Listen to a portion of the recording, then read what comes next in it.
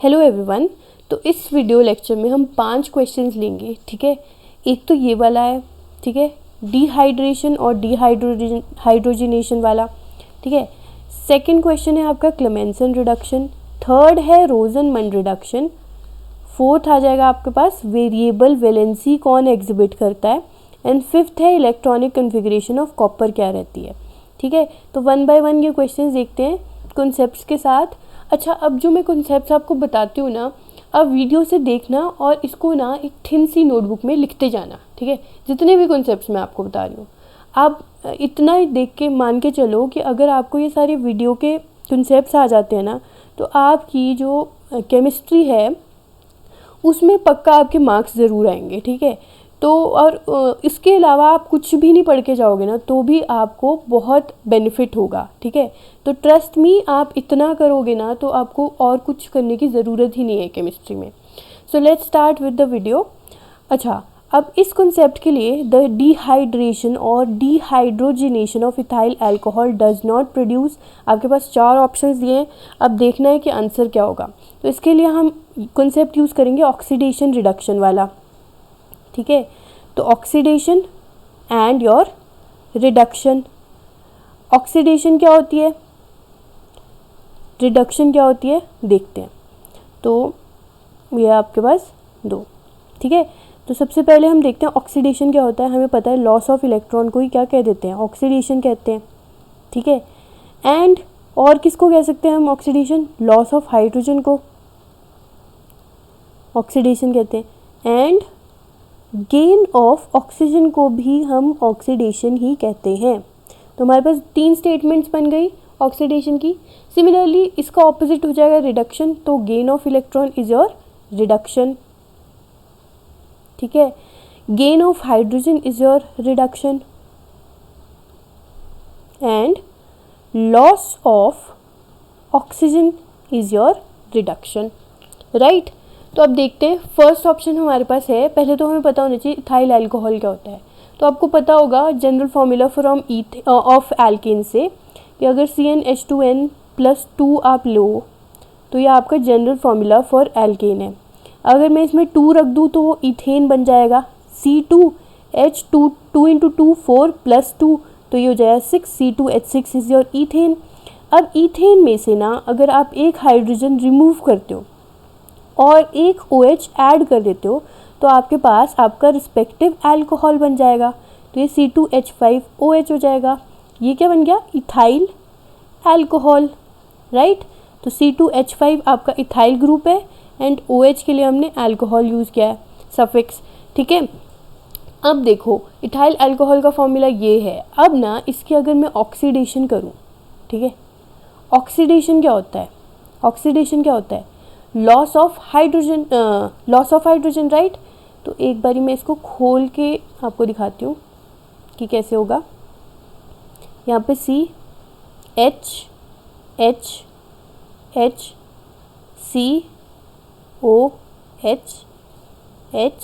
And H।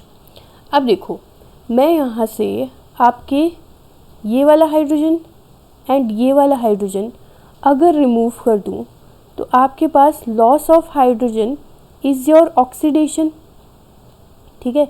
तो -H2 and यहाँ पे आपका प्रोडक्ट क्या बन जाएगा, ये बन जाएगा CH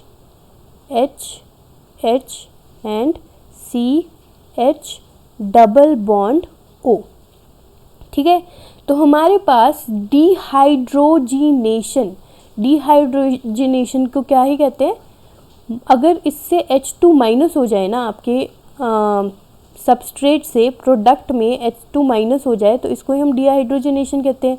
और डिहाइड्रेशन किसको कहते हैं, माइनस वाटर को। अगर वाटर लूज़ हो जाए, रिमूवल ऑफ वाटर को तो डिहाइड्रेशन कहते हैं ना, क्लियर है इतना।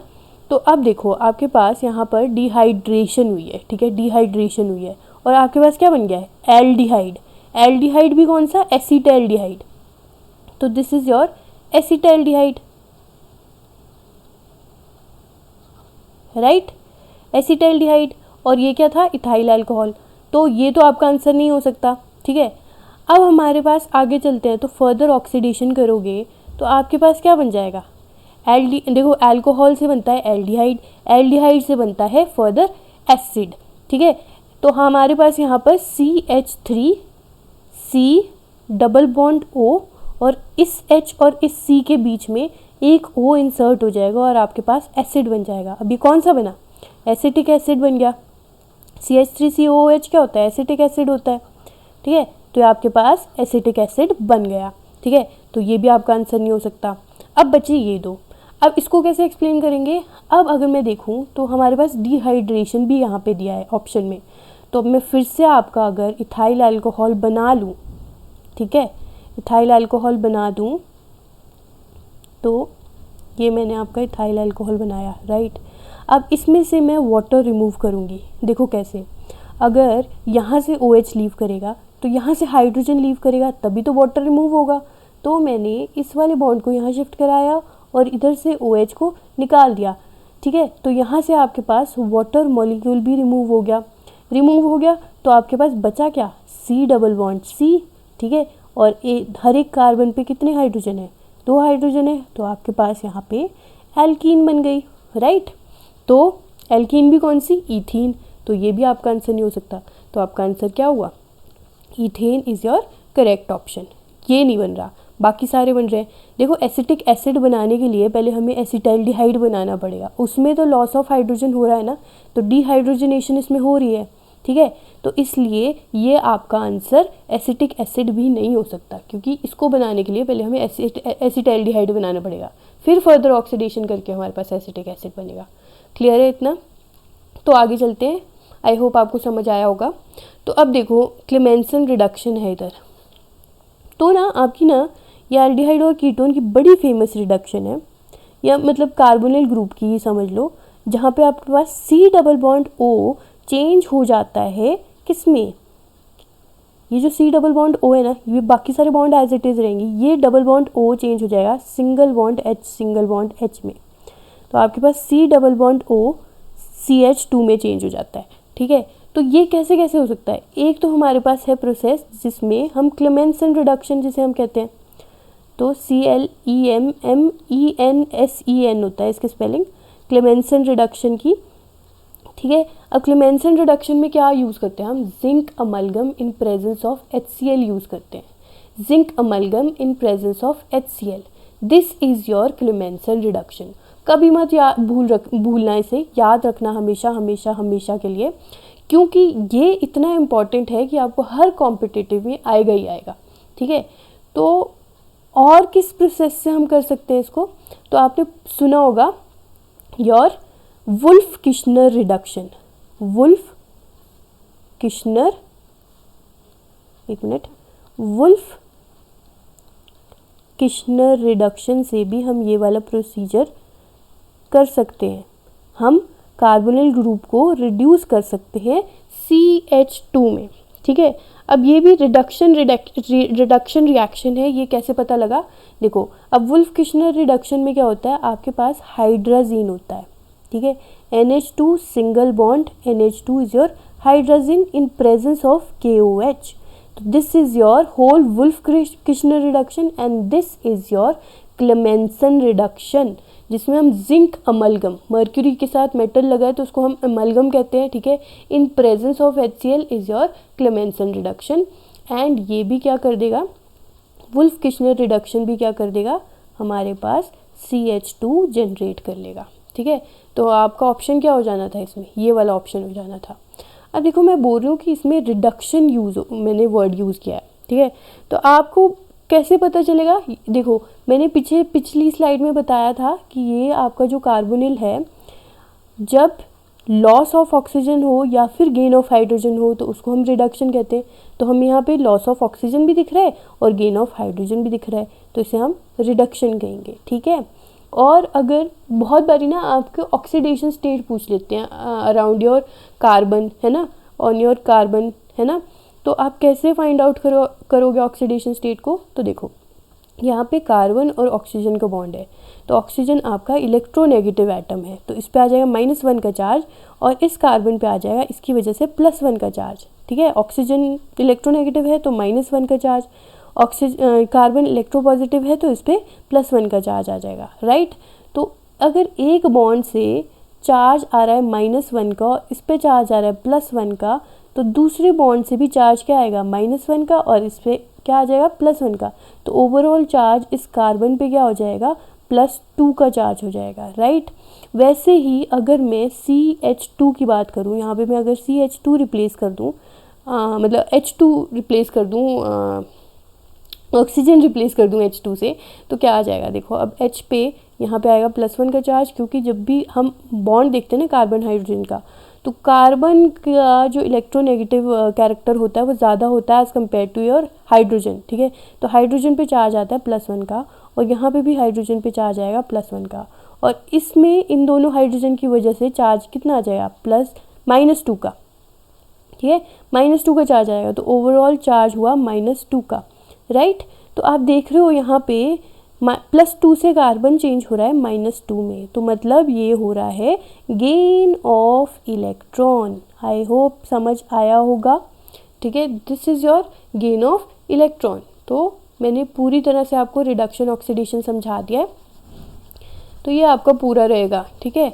आगे चलते हैं, फिर आगे आपके पास है रोजनमंड रिडक्शन। तो रोजनमंड रिडक्शन के लिए आपको याद रखनी है कि आपके पास कोई एसिड हेलाइड दिया होगा, एसिड हेलाइड। देखो CH3COOH अगर मैं लूँ, ठीक है, और इस OH को रिप्लेस करा दूँ किसी हेलोजन से, सपोज Cl से मैंने रिप्लेस कराया है, तो आपका क्या बन जाएगा, एसिड हेलाइड, ठीक है। तो एसिड हेलाइड हम लेंगे रोजनमंड रिडक्शन में, तो यहाँ पे CH3COCl, ठीक है, एसिड हेलाइड लिया, इसको रिएक्ट करा दिया palladium coated with barium sulphate, ठीक है, poisoned by sulphur, poisoned by sulphur और क्विनोलीन, क्विनोलीन। तो आपका क्या बन जाएगा, तो यहाँ पे हमारे पास हाइड्रोजनेशन हो रही है, ठीक है, हाइड्रोजनेशन हो रही है, और हमारा क्या बन जाएगा, यहाँ पर प्रोडक्ट हमारा बन जाएगा CH3 C double bond O and H plus HCl हमारा रिमूव हो जाएगा, राइट। अब देखो यहाँ पे रिडक्शन का है हमने इसको, है ना, रिडक्शन का है हमने इसको। तो ये कैसे पॉसिबल है, अगर मैं इस कार्बन को देखूँ तो आपको पता है कि हेलोजन्स कार्बन से ज़्यादा इलेक्ट्रोनेगेटिव होते हैं, ठीक है, और कार्बन कार्बन बॉन्ड में तो कोई चार्ज नहीं आएगा इस कार्बन पे, है ना, कार्बन है और यहाँ पे भी कार्बन है, तो नॉन पोलर है, तो इसकी वजह से कोई चार्ज नहीं आएगा। देखो कार्बन कार्बन बॉन्ड है ना, तो ये नॉन पोलर बॉन्ड होगा, इस पे इस कार्बन की वजह से कोई चार्ज नहीं आएगा, चार्ज ज़ीरो होगा इस कार्बन की वजह से। तो अब देखो यहाँ पे हमारे पास हेलोजन अटैच्ड है, तो हमारे पास क्लोरीन अटैच्ड है, इस पे आएगा -1, ठीक है, और अगर मैं कलर चेंज करूँ तो इस पे आएगा +1, ठीक है। सिमिलरली आपके पास 2 ऑक्सीजन डबल बॉन्ड है ना, ऑक्सीजन डबल बॉन्ड भी अटैच्ड है, तो इसकी वजह से एक बॉन्ड की वजह से इस कार्बन पे आएगा +1, दूसरे बॉन्ड की वजह से भी इस कार्बन पे क्या आएगा, +1, तो टोटल चार्ज कितना हो जाएगा इस कार्बन पे, +3 का हो जाएगा, ठीक है। अब यहाँ देख लेते हैं, अब यहाँ पे आपको पता है कार्बन और कार्बन की वजह से तो कोई चार्ज नहीं आएगा, ठीक है, इससे एक बॉन्ड की वजह से इस कार्बन पे आएगा +1, और इस एक बॉन्ड की वजह से भी इस कार्बन पे आएगा +1, ठीक है, और ये कार्बन हाइड्रोजन बॉन्ड है। मैंने पिछली स्लाइड में आपको क्या बताया था, इसी स्लाइड में इनफैक्ट क्या बताया था, मैंने बताया था कार्बन हाइड्रोजन बॉन्ड में जो हाइड्रोजन होता है that is your electropositive atom and carbon is your electronegative atom. तो इस हाइड्रोजन की वजह से इस कार्बन पे आ जाएगा -1 का चार्ज, तो -1 +1 कैंसिल आउट हो जाएंगे, और आपके पास इधर चार्ज क्या आ जाएगा इस कार्बन पे, +1 का।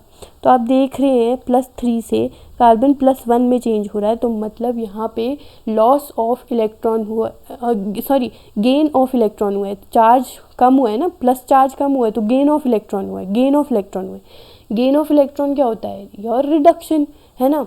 तो अब रोजनमंड रिडक्शन रिएक्शन होता है बेसिकली ये, ठीक है। तो अब इसमें क्या हो रहा है, Rosenmund reaction can be use to obtain alkenes, तो नहीं है, एल्कीन्स भी नहीं है, अल्कोहल्स भी नहीं है, हमारे पास क्या मिल रहा है, एल्डिहाइड मिल रहा है। तो आपका करेक्ट ऑप्शन हो जाना था एल्डिहाइड वाला। आई होप पूरी बात समझ में आई होगी। तो फिर आगे चलते हैं, आगे हमारे पास है वेरिएबल वैलेंसीज एग्जिबिटेड बाय। अब देखो अगर आपको डी ब्लॉक एलिमेंट्स पता होंगे ना, तो आप एकदम से कर लोगे इसको, ठीक है। डी ब्लॉक एलिमेंट्स का मैंने न्यूमोनिक वाली एक वीडियो बनाई है, वीडियो लिंक मैं डिस्क्रिप्शन में दे दूँगी, और उसी में मैंने इलेक्ट्रॉनिक कन्फिगरेशन ऑफ कॉपर भी बताया है, ठीक है। तो अगर आपको वीडियो समझ आई, आपने पूरी देखी और आपको इसका आंसर पता होगा तो प्लीज़ मुझे कमेंट सेक्शन में पक्का बताना, ठीक है।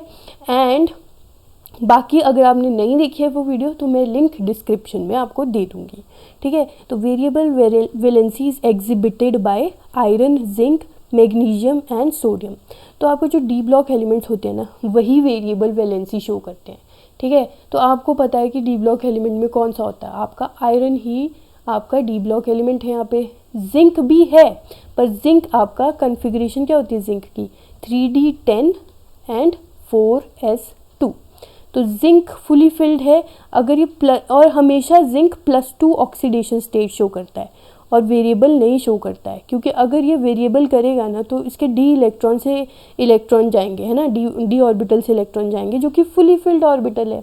और फुली फिल्ड ऑर्बिटल हमेशा बहुत ज़्यादा स्टेबल होता है as compare to your less than fully filled orbital, ठीक है। तो वो ये अपने इस ऑर्बिटल को छेड़ता नहीं है, ये सिर्फ 2 इलेक्ट्रॉन दे सकता है, ठीक है। और जिंक +1 तो आपने सुना ही नहीं है कभी, तो जिंक +2 ही शो करता है हमेशा, ठीक है। और सोडियम एल्कली मेटल है और ये +1 ऑक्सीडेशन स्टेट शो करता है हमेशा। एल्कली मेटल्स क्या शो करते हैं, +1 ऑक्सीडेशन स्टेट। वैसे अल्कलाइन अर्थ मेटल क्या शो करते हैं, +2 ऑक्सीडेशन स्टेट शो करते हैं। तो variable valency is exhibited by iron only, ठीक है। और ये वाला क्वेश्चन तो आप मुझे कमेंट सेक्शन में बताना क्या होगा, ठीक है। मैंने इसकी पूरी वीडियो आपको बनाकर दी हुई है और लिंक मैं आपको डिस्क्रिप्शन में दे दूँगी अगर आपने वो नहीं देखी है तो आज के लेक्चर के लिए इतना ही है बस, ठीक है। आई होप आपको वीडियो समझ में आई होगी। Thank you so much.